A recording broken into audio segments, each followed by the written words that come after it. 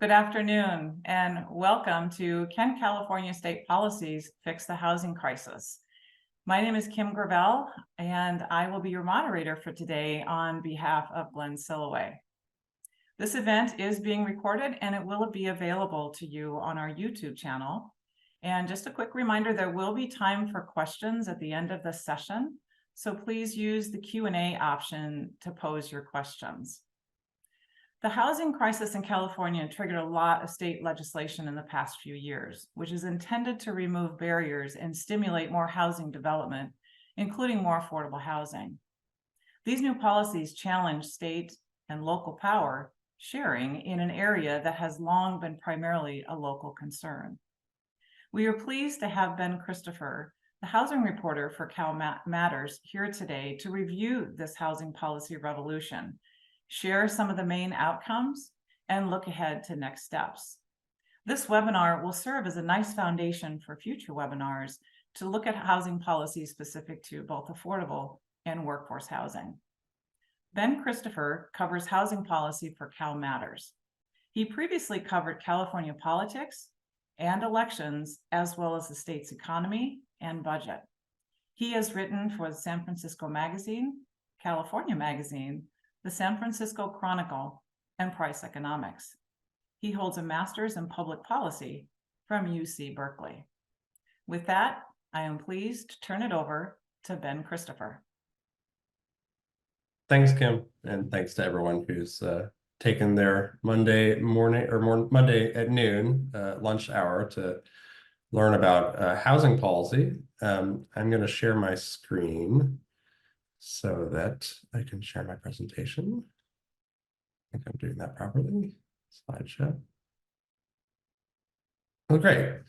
So I think Kim set that up nicely, but I think the sort of overriding theme of this presentation, in some ways the overriding theme of my job as a housing reporter at Cal Matters, which, if you don't know, Cal Matters is a nonprofit news outlet. We cover state policy issues specifically. And so as someone who covers state policy on housing policy specifically, it really is looking at the relationship between state government and local government. As Kim mentioned, housing policy, land use policy in general has been historically the prerogative of local government. This is sort of the idea of local control. That's true in California. I think it's true of the land use policy across the country in general.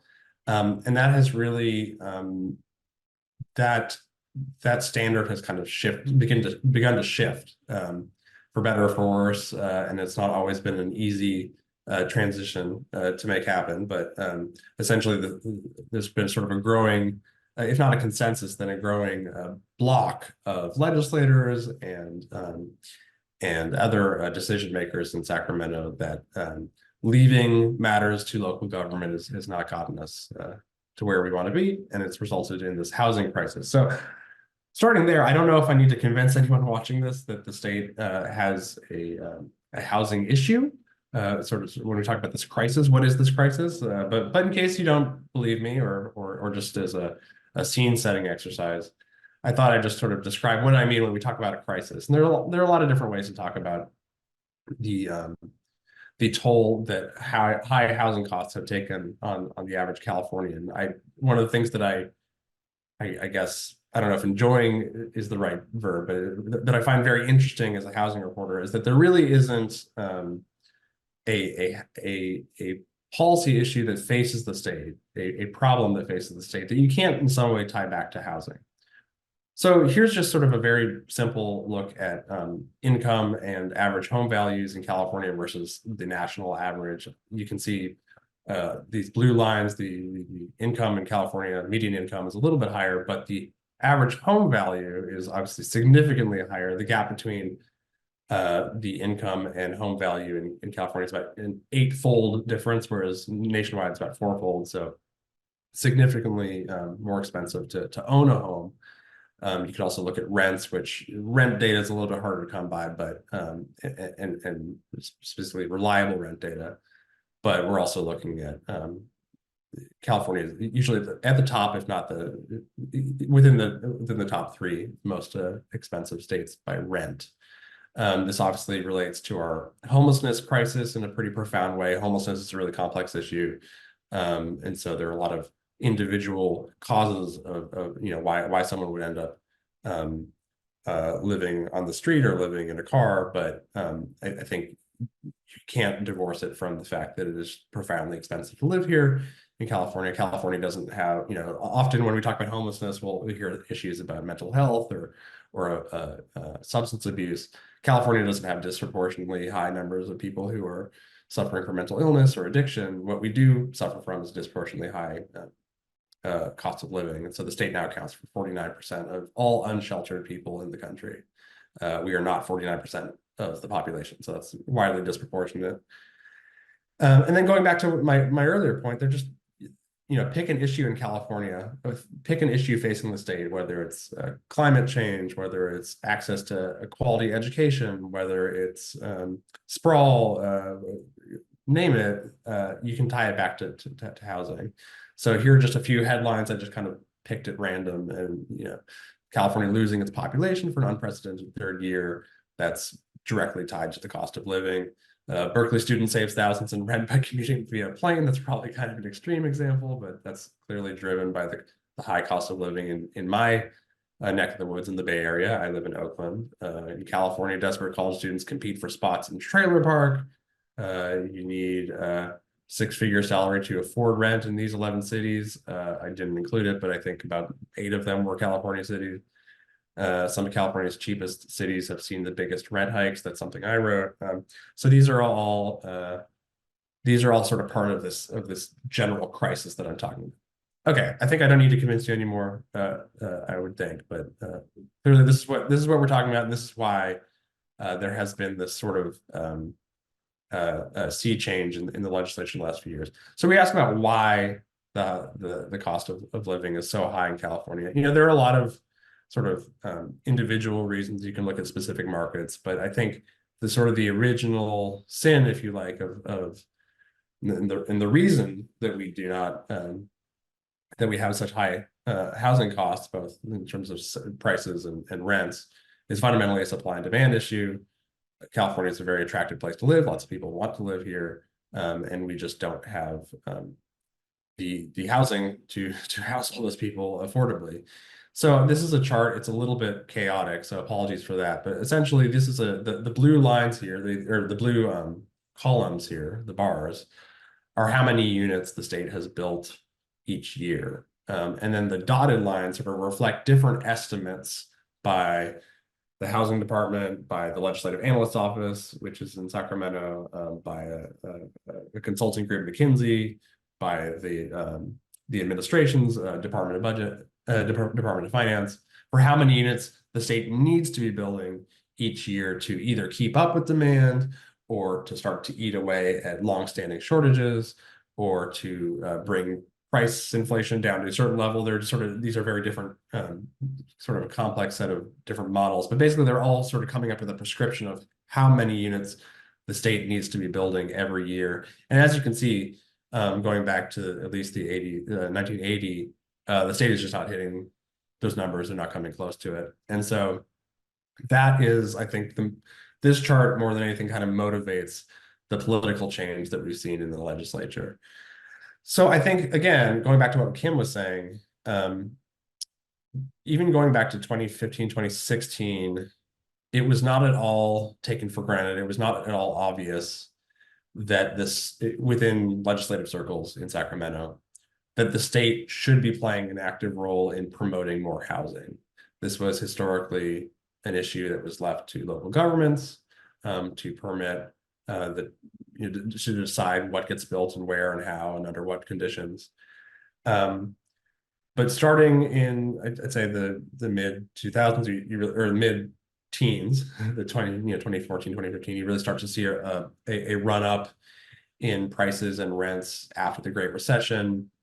Governor Jerry Brown kind of comes out with his proposal to try to tackle this by allowing for much more state control over these issues. It ends up failing.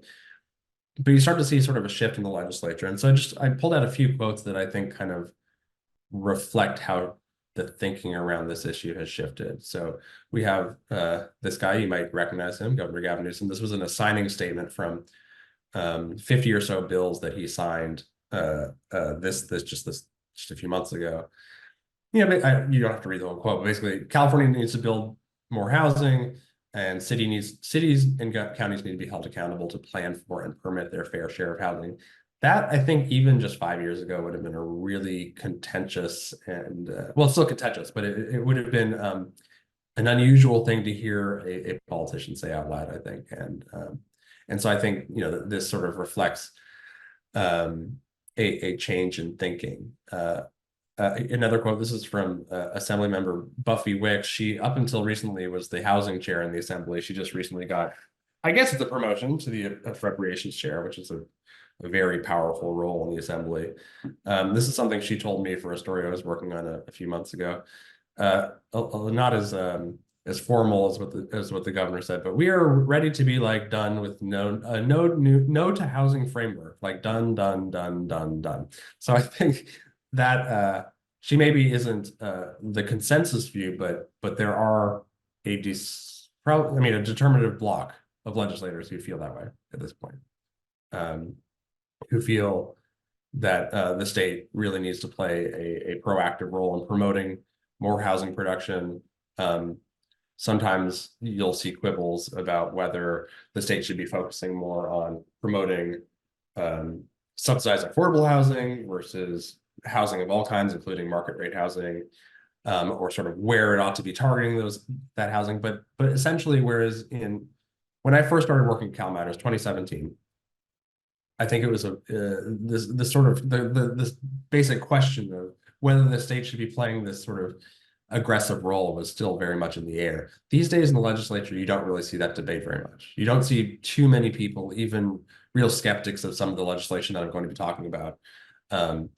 They're no longer saying, oh, the state doesn't have a role to play anymore. They're just saying, well, it needs to be more thoughtful, or it needs to be more considerate of certain interests, whether it's sort of a local control issue or environmental concerns or equity concerns. But the debate has really shifted, and that's, I guess, the point I'm trying to make here. And I'm going to try it. There we go. So this has all resulted in what? And the answer is in a lot. So this is a quote from the Turner Center for Housing Innovation. They're sort of a think tank, if you will, out of UC Berkeley that focuses a lot on housing policy issues, and they do some of the analysis as consultants for the state housing department. This is a quote from a report. Since 2017, the state of California has adopted over 100 new laws designed to increase housing and production.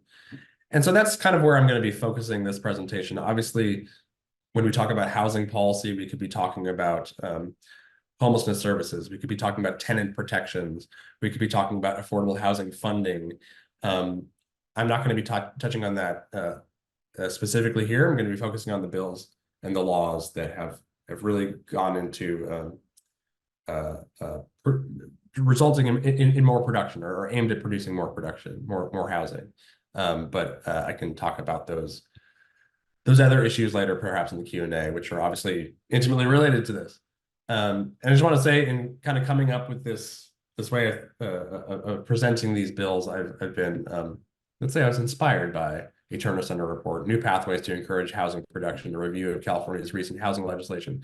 So if you really want to get deep into this and see sort of issue by issue, a very long list of sort of these 100 bills or so, sort of what some of the top ones are, I would encourage you to look at that. That is a report from April of 2023. So if you want to look at those, don't include the sort of the latest round of bills that came through this last legislative cycle. If you want a sort of a quick overview, I would shamelessly self-promote this article I wrote, New California Housing Laws Aimed at Streamline Building Processes Take Effect in 2024. So this is sort of an overview of some of the bills from this last session that the governor signed that, again, are just aimed at trying to increase production of homes. Okay, so I kind of broken it down into three flavors: streamlining, zoning overrides, and state planning mandates. I will explain what all those things mean. But first, before anyone comments that this is a radical oversimplification, I'll just say this is a radical oversimplification. A lot of the bills that I'm talking about, or a lot of the laws that I'm talking about, will sort of fit into a couple of these different categories, or a fourth or a fifth category that I didn't mention. So forgive me, this is just for sort of a hopefully a helpful framing exercise, but you know, I encourage you to ask in the Q&A how I, about how maybe it's a little bit more complicated than this. Okay, let me start with streamlining. Excuse me, getting over the cough. I have a 2-year-old who is at daycare, who's a virus factory. So, okay, so streamlining. So what does that mean? This is a term that gets thrown around in California policy circles around housing quite often. You'll often hear about a bill that sort of streamlines housing production, streamlines affordable housing, streamlines infill housing, which is sort of housing in urban areas where there's already development. What it means broadly is basically removing some of the steps or speeding up the process, the process for approving new housing. And so, historically, when we look at a lot of housing production, it takes place at the local level. There might be a planning board involved. There might be a design review board involved. There might be a city council vote. And from a developer perspective, there's a lot of uncertainty built into that, right? Because rather than just sort of hitting a series of statutory requirements in order to get approved, you might be trying to predict what the city council is looking for, whether they will like a certain house in a certain kind of place or a certain development in a certain kind of style. And these are like inherently more subjective discussions. And of course, if a city council doesn't want to approve a development, even if it complies with the local zoning, they might halt it indefinitely. So again, from a developer perspective, this sort of calls for legislation that streamlines the process, that makes it more predictable and makes it quicker. And the reason this is a housing production issue instead of just sort of something that developers like to complain about because it's annoying is that these kinds of delays can add quite a bit of cost to a project. And so whether it's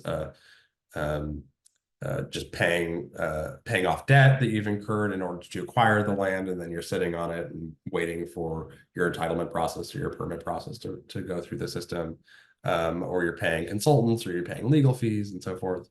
There's also part of the streamlining conversation relates to litigation, whether your project is going to be sued, particularly under the California Environmental Quality Act, which is something you hear discussed a lot, known as CEQA.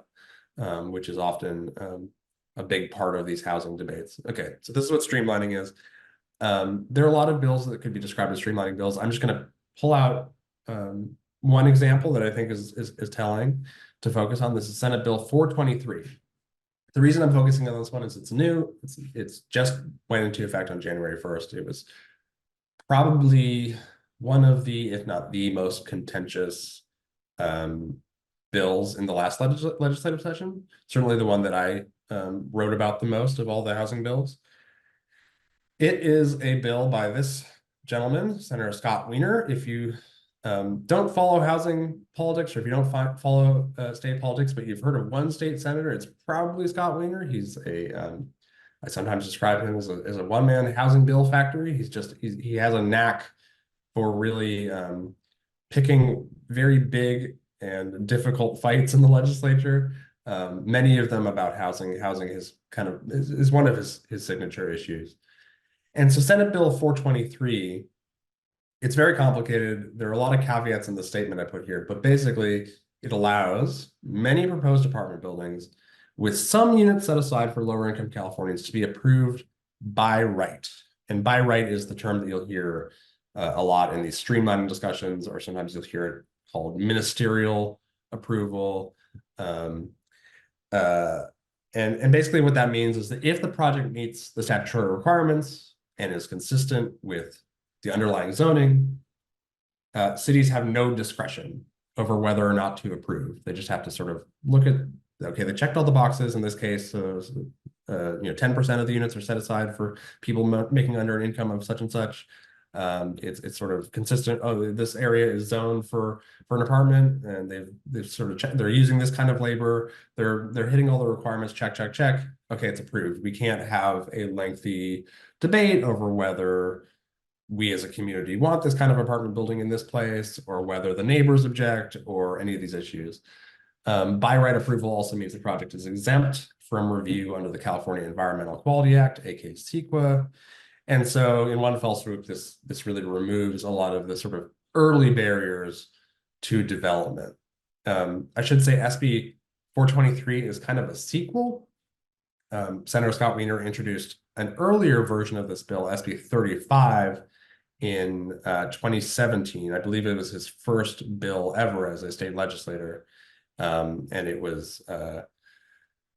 went into effect, and then it was about to expire. And so this was the renewal of it, and it was sort of the SB 35 2.0, where it was a little bit expanded. It sort of trimmed some of the labor standards to make it a little bit easier for developers of market rate housing to build under this program. It expanded into the coastal zone, which was hugely contentious. And I'd be happy to talk about that in the Q&A later, but essentially this was sort of the big streamlining debate of the last year, and it in some ways set the scene for future debates, I think.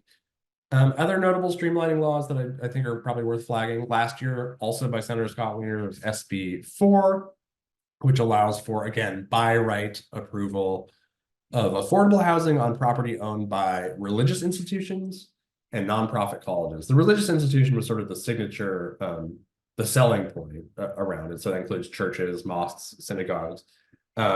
And so sometimes you've heard that you may all be familiar with these acronyms, NIMBY, not in my backyard, or YIMBY, yes in my backyard. This was called, by shorthand, the YIGBY law, yes in God's backyard, which I guess was sort of a cute sort of bit of advertising for the bill. It ended up passing this last year after 2 iterations of failing in prior legislative sessions. Another big streamlining bill you may have heard of, Assembly Bill 2011, from 2 years ago now, 2022. That was from Assemblymember Buffy Wicks, who I quoted earlier. And that sort of streamlines conversions of empty commercial strips, like strip malls, to denser apartment buildings and townhouses and that kind of things. And then I'd be remiss if I didn't mention accessory dwelling units, ADUs. These are in-law units or granny flats, or there are lots of, basically a secondary unit often in your backyard. AB 68 in 2019, along with a whole host of ADU laws, have really made it much, much, much easier to build ADUs. And as a result, we've seen a huge increase in the number of ADUs going up across the state. Okay, so the next sort of flavor of pro-production bill I've identified here, what I've termed zoning overrides. So basically, again, local governments plan out their jurisdiction with a general plan, and then the general plan is sort of a broad view of sort of how development should take place within a city or a town or a county. And then the zoning ordinances are the sort of parcel by parcel rules about sort of what can get built in what kind of place, whether you allow for single family homes only, or apartment buildings, or commercial or industrial, that kind of thing. Zoning overrides are basically examples of the state coming in and saying, okay, notwithstanding these local ordinances that you have, they're placing either statewide restrictions or requirements on city or county zoning ordinances. And often in this context, it's either to increase allowable density, so allowing for much more development on a single parcel, or reducing construction costs in some way. So the example that I'm going to focus on is Senate Bill 9, or SB 9. That was another. You'll note that I'm pulling out the sort of contentious one, so you may have heard of this one too. This was from San Diego Senator Toni Atkins, who happens to be the president pro tem of the Senate, at least for now. She's on her way out, but has spent the last half decade as one of the more powerful Democrats in the state. So it helps when she introduces a bill in the legislature, because it tends to go places. And this is the SB 9 was from 2021, and it requires cities and counties to allow for duplexes on parcels currently exclusively zoned for single family homes. So you may have heard of this law as the bill that was going to end single family zoning as we know it in California. This was actually the term that was used both by its supporters and its opponents, because supporters really liked the idea of ending single family zoning, and opponents really thought that was sounded like a miserable idea. I think technically that's what it did. In practice, we haven't really seen the full-scale eradication of single-family homes across California. We can sort of talk about why that is. It also requires jurisdictions to allow parcels to be subdivided in two, which is basically just saying it allows if certain criteria are met. So it makes it again, this is actually a streamlining issue, but it streamlines the application if you have a parcel and you want to chop it in two and make two separate homes, you could sell one, keep the other, or what have you. And so sort of taken together, this effectively permits 4 homes in many places where only one was allowed. The devil's in the details. There are a lot of sort of these criteria that met. It has to be a certain the parcels have to be a certain size. There has to be certain kinds of egress and entrance allowances. So it doesn't quite apply in every part of California's single family home dome, but it was at least on paper a pretty dramatic change to local zoning. Again, these are areas where local governments have voted and decided this is an area where we're only going to allow a single family home. The state is coming in and saying, actually, we're going to override that and say you have to allow 2 units, or in some cases 4 units. Other examples of these kinds of laws, AB 2345 from 2020. This is a little bit complicated, but it's part of what is considered a density bonus law in California, which I think in some ways is a little bit under discussed and underreported on in terms of in comparison to how impactful it is. So it allows developers to increase the number of units in a project of up to 50% if a certain share of the units are designated affordable. And so basically what it says is, you know, if you're a developer and you're building an apartment building and you decide, hey, I'm going to set aside, say, 15% of the units for people making under sort of a very low income, then we're going to allow you to build 50% more units on top of that within certain restrictions. And so it allows for a lot more dense construction of apartment buildings in exchange for a little bit more affordability. And you see this sort of the density bonus law of California has been modified in lots of different ways, including in this last year, allowing for sort of moderate income set-asides that allow for quite a bit of by right development and sort of effectively rezoning and densifying parcels by state decree. You also have AB 2097 from 2022. It bans cities from requiring off-street parking of new housing developments near public transit. So this is an example where it's not the state coming in and saying you must allow for XYZ. They're saying you cannot require XYZ. So in this case, they're saying if you're building an apartment building within I think it's a half mile of a major bus stop or something, you can't require the developer to make offsite parking. Doesn't mean that you're banning developers from building in parking. In a lot of cases, the developer will do that just as a matter of wanting to be able to sell or rent out their unit, because lots of people have cars, but it's not a requirement. And this was sort of a cost reduction measure, because adding parking, particularly in downtown or dense sort of areas where you have to build potentially a subterranean area that can add to quite a bit to the cost, and it's also there was sort of an environmental argument for this policy as well. And then lastly, again, going back to my ADUs, SB 1069 from 2016, so sort of on the earlier end of the sort of era that we're talking about, this sort of changed the zoning to allow for ADU construction in single family home areas. Okay, lastly, this last category of housing bill that I want to talk about, state planning mandates. And so basically this is sort of a separate area of law that brings in a lot more of the sort of executive side of the government, not just legislature, requiring cities and counties to plan for a certain amount and a certain composition of new housing, and to punish jurisdictions that don't comply. And so this really, to the extent that we're looking at this broad theme of state and local government sort of at loggerheads here, this is really at the crux of it, because this is the state saying, okay, local government, you used to be in charge of planning your land use. Well, we're going to give you this number, and you better hit it. Okay, so the example I want to focus on, and there are a number of bills that sort of touch on this, but one is Senate Bill 828, bringing in our old friend Senator Scott Wiener. Before I get into the details here, I just need to back up here, and I hope I'm not about to lose everyone with this next slide. A brief history of California's regional housing needs assessment, which is like not exactly the title of your romantic novel or something, but hopefully I haven't lost all of you. It is actually quite interesting if you're into this kind of thing, which if you're watching this, I assume you are. And also it sort of gets to the heart of a lot of the fiercest debates that we've seen, particularly this last year, over housing in California. So here's the brief history. So in 1969, way back when, state lawmakers decided the cities and counties must plan for their future housing needs. This was at the sort of the tail end of a period of massive growth across California, both in terms of its infrastructure and its housing and its population.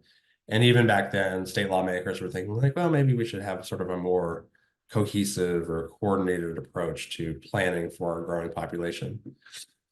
So the way that this works is the Housing Department of California, the HCD, Housing and Community Development Department, is tasked with coming up with a sort of a broad regional target every 8 years. And these targets are not just how many homes need to be built, but also sort of how many need to be set aside for lower income residents at different levels. So it's a target for quantity and also the composition in terms of the different levels of affordability.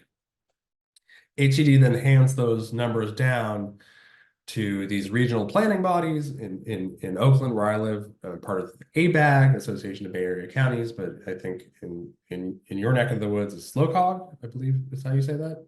I'm not as familiar with SLOCOG, but essentially then those sort of regional coalitions of planning governments, planning bodies come together and divvy up that total number handed down from HCD to local governments.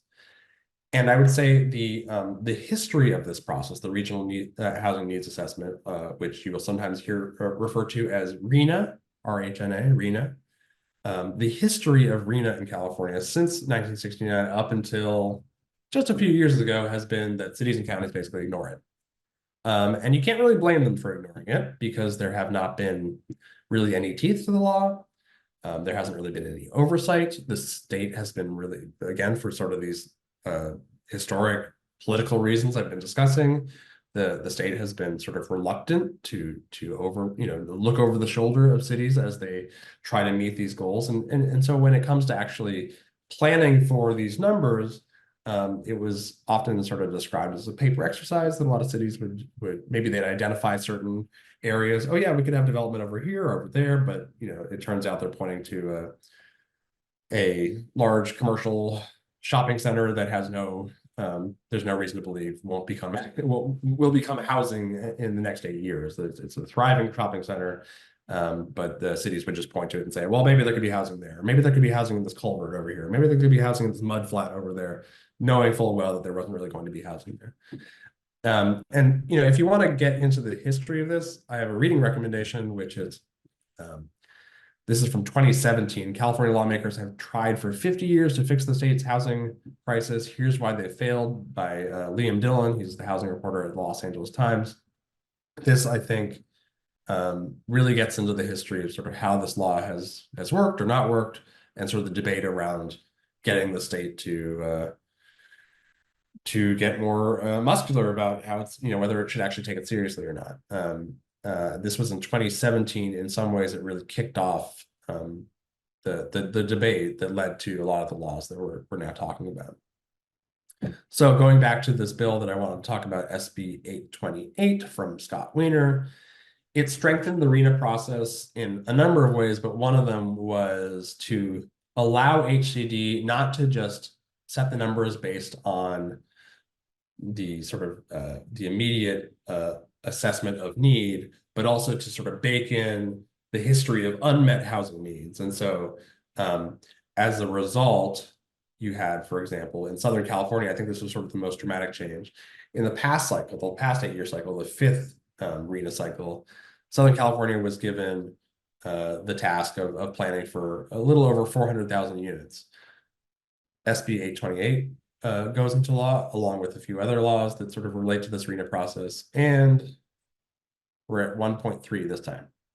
So if last year or the year before, you heard a lot of screaming from Southern California, that's really what this was about, because you had a lot of cities that had historically not had to plan for all that much, and on top of the fact that there wasn't a whole lot of enforcement if they didn't, but even assuming that they would take these RHNA allocations seriously, they maybe had to plan for a few thousand units. Now they're getting tens of thousands of units or hundreds of thousands of units, and they're really so. Yeah, I think in the fifth cycle, Beverly Hills got something like 10 units or something. In the sixth cycle, it got way more than 10, and they were quite unhappy about that. So a few other notable laws that sort of touch on this issue of the RHNA process. AB 72 in 2017 allows HCD to refer failure to comply with planning requirements to California's Attorney General. So really kind of putting some teeth into failure to sort of play along with it with the state program. And then this last law, SB 2011, is from 1990, which is way before this period, way before we were talking about the rise of the YIMBY movement and so forth. And this is a big one. It allows developers to completely ignore the local zoning in non-compliant jurisdictions, so long as 20% of the units are set aside for lower income residents. So that's kind of a big deal.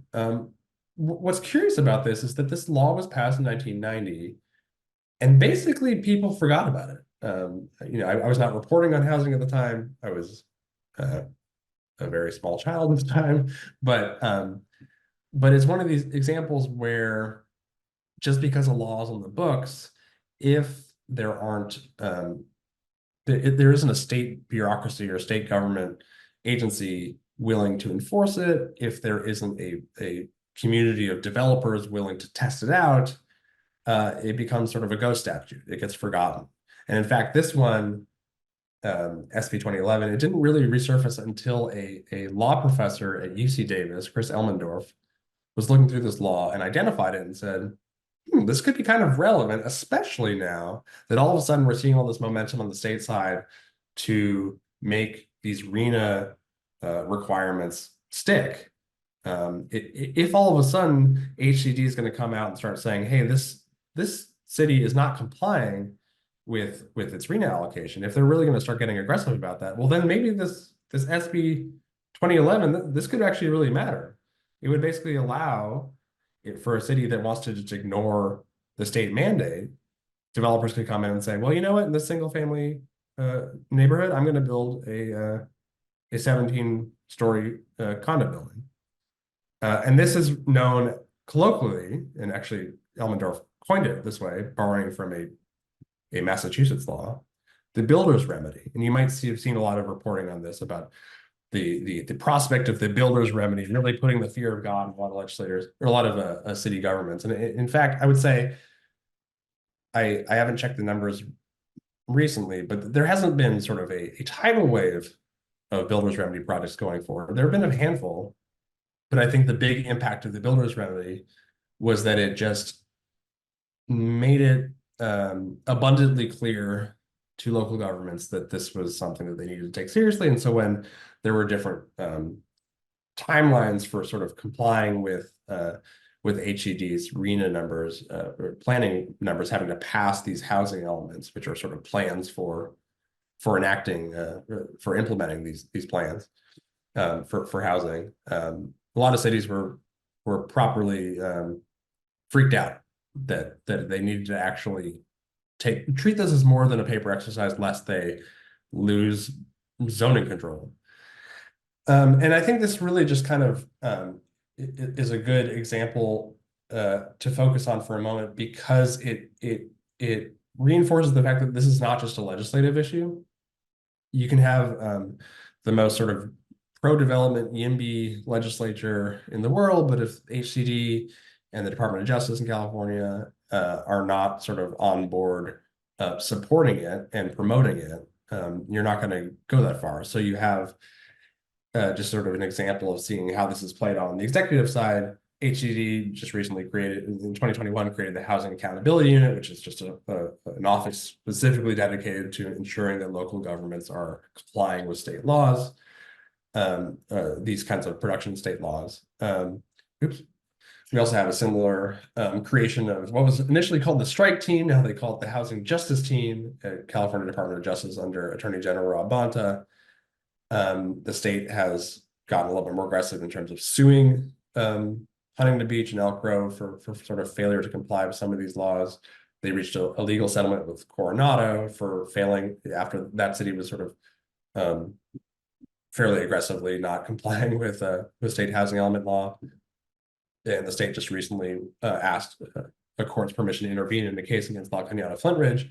So it's getting much more aggressive, sort of pursuing these sort of legal challenges to cities. And just last month, HCD threatened to basically decertify San Francisco's housing element, which is its housing plan, which would open the city up to the builder's remedy and also a possible loss of state funding in on housing issues if it didn't pass a series of sort of development reforms that were proposed by the mayor of London Breed. So that was an example in which the state was clearly very very happy to get very aggressive with one jurisdiction who is not sort of in the state's view acting in good faith and not and sort of playing along. Unclear whether the state will take such an aggressive tact in terms of some of these other cities, particularly cities that aren't as or a little, cities that might be a little bit more subtle about the way that they are, dragging their feet. Whether HCD takes a similar tact, I think it's sort of an open question. Okay, so what does this all add up to? I've just talked at length about all these different laws and policies that are promoting new production. Are we seeing a lot of production? And beyond that, more importantly, are we actually seeing prices and rents come down? And I think the short answer is maybe a little bit, but not so much. And it might be a little too early to say. So just to go back to this sort of complicated chart initially, I mean, you can see that there has been a run up since the Great Recession in production overall. How much of that is attributable to certain laws? It's really hard to say. If you ask any researcher whether it makes sense to try to assess the causal relationship between something by adding 100 different changes at once and seeing what happens, that makes it very hard to sort of assess like which law is having which impact, right? And we are in a very radically changing policy environment in California over the last few years, over 100 new laws going into effect at once.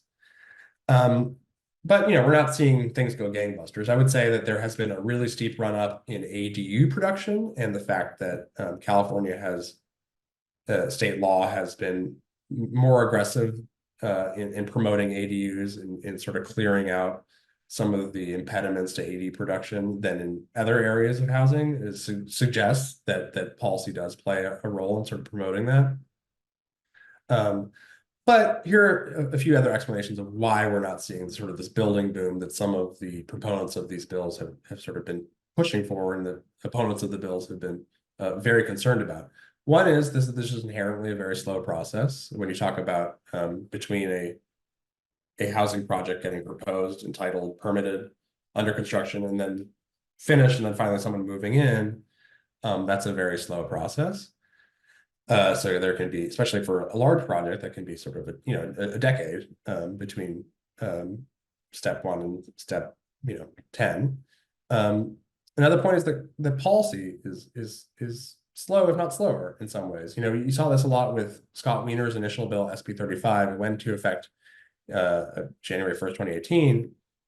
And there were a few years where you didn't really get much production as a result of it, both because there were a lot of builders who didn't really know how it worked and were worried that if they were to try it out, they might get sued, which turned out to be accurate because there were a lot of legal battles over sort of exactly what what the law allowed or didn't. And you also had a lot of local governments, particularly smaller governments, who don't have robust planning staffs full of professional policy analysts and lawyers, who just don't actually know fully what's required of them under all these different laws, who maybe are having a hard time keep track of all these different laws. And so it does take a while for these laws, once they're enacted, to actually show up in our land use, because of that, both because on the construction side is very slow, and also because of sort of understanding what the implications of all these laws can be, especially if they're caught up in litigation, which is often the case with some of these very complicated and contentious laws. Another argument is that some of the bills themselves are flawed. So some of the arguments you've heard from developers in particular, so take this with a grain of salt, but what developers will say about SB 35 is that in exchange for, this is the first Scott Wiener bill that sort of allows for the streamlining of apartment buildings and denser housing, as long as there's a certain set aside for lower income residents. In order to make that work, you also have to comply with higher construction wages. You have to pay your construction workers more. You have to pay them what's called prevailing wage. And you'll hear from developers that in some cases that doesn't work. Maybe it works in really high cost areas like the Bay Area or Los Angeles, but in a lot of parts of the state it doesn't. Or SB 9, the lot split, the duplexification bill that allows for duplexes on single family homes. We haven't seen a huge uptick. And there was again all these people hoping for the end of single family zone and also decrying it. We haven't really seen that broadly, and that's in part because the way the law was written, it requires an owner occupancy. So you can't have developers just coming in, buying a property and splitting them up. You actually have to have the person who owns the house reside in the house before making that happen. And most homeowners don't have the capital or the expertise to become developers like that. You also have a lot of local governments sort of pushing laws in response to things like SB 9 that make it harder for it to work. So requiring larger parcel minimum lot sizes, or requiring certain kinds of egress and exit that make it just inherently kind of hard to work out. And so this is a trend you see in the legislature a lot, where a big housing bill will get rolled out, not that much happens. Then they come back the next year and tinker with it. Cleanup legislation is often what that's referred to. And then it's sort of an iterative process in that respect.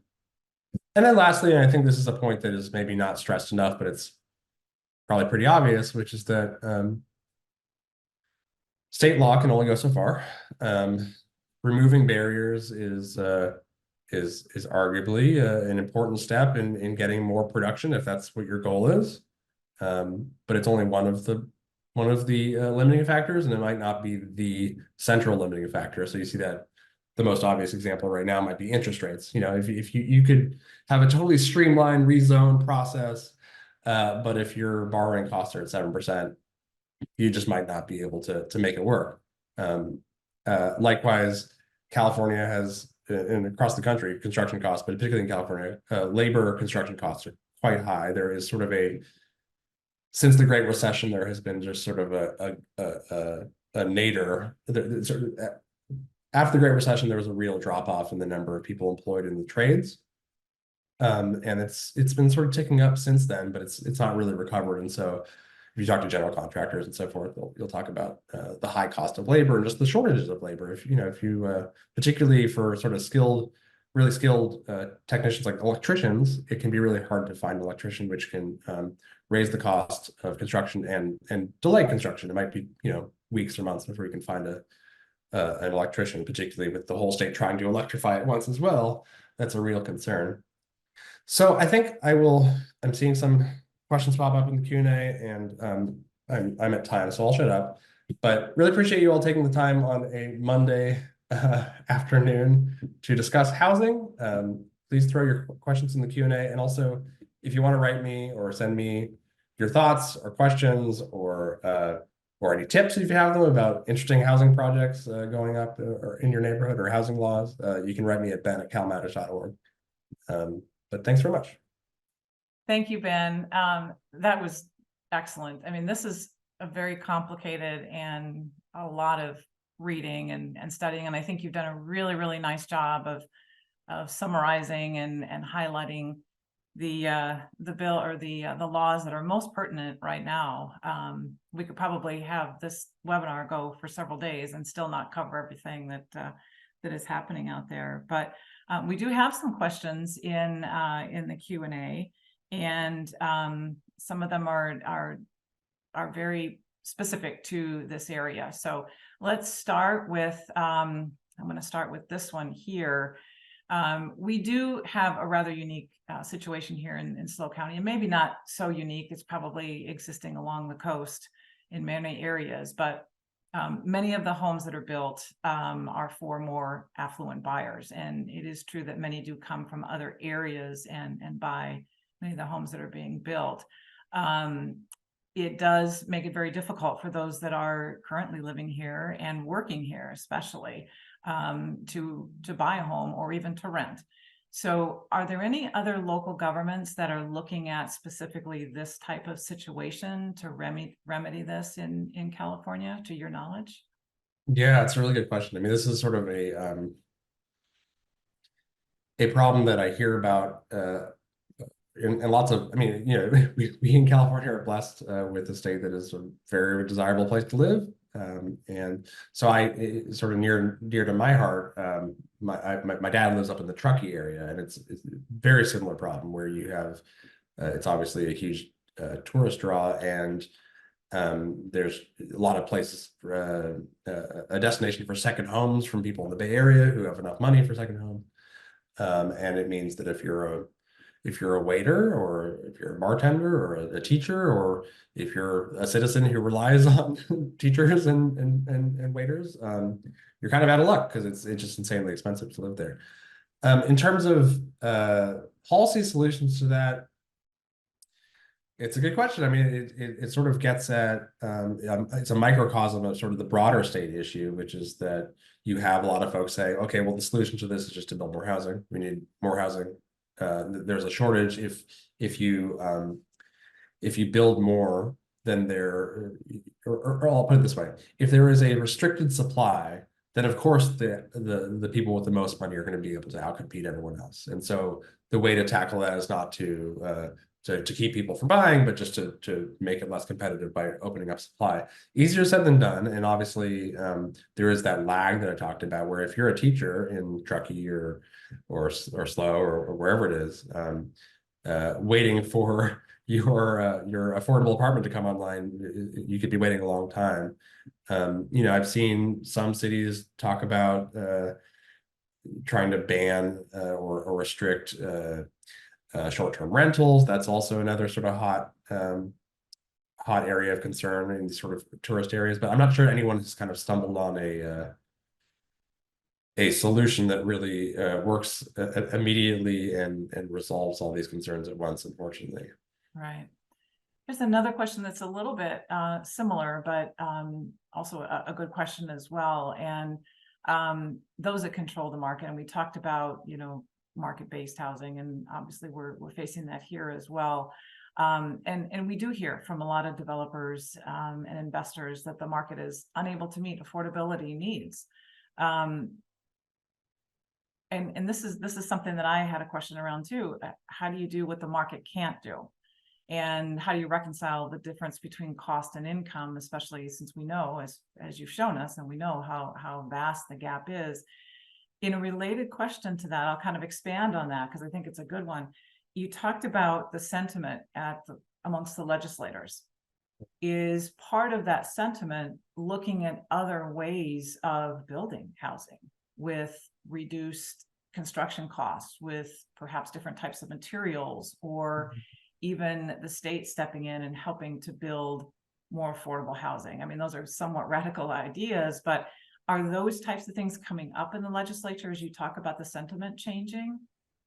They are, yeah. So a couple different things there. I mean, on this question of sort of what the private market will or won't provide, or what sort of needs it will address and which ones it won't. You know, unfortunately, the needs that the private market will address are sort of shrinking by the day. It feels like I read a very scary analysis at the Turner Center did recently, looking at sort of some prototypical sort of prototypes of apartment projects, and seeing whether they would pencil out and whether they would make financial sense. These are market rate housing. It's not affordable housing in places like Oakland, San Jose. I believe it was downtown LA, and it's really marginal. I mean, there's some, and again, this comes down to just the high cost, particularly these days with the high cost of borrowing. You're just not, even if you're charging the market rent in Oakland, which as an Oakland resident, I can tell you is very high. It doesn't necessarily pencil out. And so, what do we do about that? There are a couple of different solutions, and they sort of reflect the political bent of the person who's being asked, but you could sort of focus on really sort of reducing some of the costs by further deregulation or further I don't know, workforce development. That's very challenging. There's not a whole lot the state can do about reducing borrowing costs, but just kind of hoping that the Federal Reserve reduces rates soon, which unfortunately has the perverse impact of sort of riling up the housing market even further. So there's sort of no winning there. But then there's also what you point to is looking at different sort of construction methods. And so you look at sort of a focus on there's been an interest in factory built housing. I mean, one of the things that's kind of interesting about the construction industry is that unlike most industries, the sort of the way that homes are built hasn't really changed that much in the last 150 years. And so there is this thought that, well, maybe if we just build a bunch of it in sort of these modular Lego blocks offsite and then truck them in and then stack them up, that you can get some cost savings there. And that's been kind of an interesting experiment that we've seen kind of play out in Oakland. There's a project going up just a few blocks from me that has used a factory built housing. I believe it reduces, in that case, it can reduce costs by like 15%, something like that. So it's not like a silver bullet, but it's interesting, whether those factories can survive when the market dips down and they still have all these fixed costs to address and these high borrowing costs, we'll see. And then you have sort of more non-market solutions, which is everything from just providing a lot more funding for affordable housing. Because again, when we talk about affordable housing, I mean like capital A subsidized housing. And on that side, the limiting factor is not, I mean, we should talk to affordable housing developers. They will say that, of course, they welcome these laws that make it easier to develop. But the big issue is just a lack of funding. You need subsidy and to sort of to narrow the gap or bridge the gap between the cost and the revenue that you're going to get from these lower rents. And the state is, I mean, that's a discussion, and we can talk about this in a moment, but that's a discussion on the ballot in November. There's going to be at least one statewide affordable housing ballot, very likely a bond, along with some other things that would sort of make it easier for local governments to borrow. So there's that. There's also, if you've heard the term social housing, there is a legislator named Alex Lee from the Silicon Valley area who's really kind of been promoting, and Aisha Wahab also in the East Bay, who've been promoting this idea of social housing, which is kind of borrowed from Vienna and places like Singapore, where you have the state playing a very proactive role in providing housing. And people sort of have different definitions of what social housing means, but I think the broad definition is it's housing that is funded or in some cases actually managed by the state, owned and managed by the state, and it's not solely for folks making. It's not traditional public housing that it's only for lower income people. It's sort of a mix of housing both for lower income folks and middle income folks, and sort of a economically integrated program that sort of shields renters from the vagaries of the market and from eviction protections, and so that it sort of provides a mode of housing that is a rental housing that is much more stable than anything else that we're used to seeing in this country. And so that's another big idea that's floating around the legislature, although as you can imagine, it's very expensive to sort of get anything like that off the ground. And right now the state is going into a budget deficit, and it's hard to imagine that getting much funding, at least this year, this coming year. And so again, it kind of comes down to this. A lot of it does come down to funding on the affordable side. Yeah. Absolutely. We're getting close to time here, so Yeah. a lot of great questions in here. Ben, you've done a nice job of sparking some great questions. Many of these questions are around the balance of building and preserving environment. As you know, in this area, we have a lot of beautiful, beautiful areas, and it's a constant challenge trying to balance those two. One idea that's out there, I'm not going to ask you to answer when we do that, because that it is a tough one, and it definitely is one that we constantly are looking at. One idea that has come out was infill, and looking at taking, perhaps in some of these cases, older retail centers or older malls and things like that, and infilling, or even, I guess that's a little bit different. That's actually kind of reconstructing or repurposing, but then also infilling where there is space within existing neighborhoods. And I wonder within the legislative body if there's a lot of discussion around that, because that seems like a logical approach to, or a logical alternative to just going out and taking valuable land and resources. Yeah, that's right. I mean, and that sort of reflects a really interesting debate in a lot of these houses, where you have competing interests or competing viewpoints, both sort of raising the mantle of the environment. And so you have some folks who are saying, look, we shouldn't be just developing at all costs. We need to preserve the environment. We need to be worried about green space. We need to be worried about access to water. We need to be worried about developing along the coasts where there's sea level rise. And then you have the other side, we're saying, well, in fact, if we want to reduce carbon, emissions from driving, if we want to preserve green space, we should be concentrating development.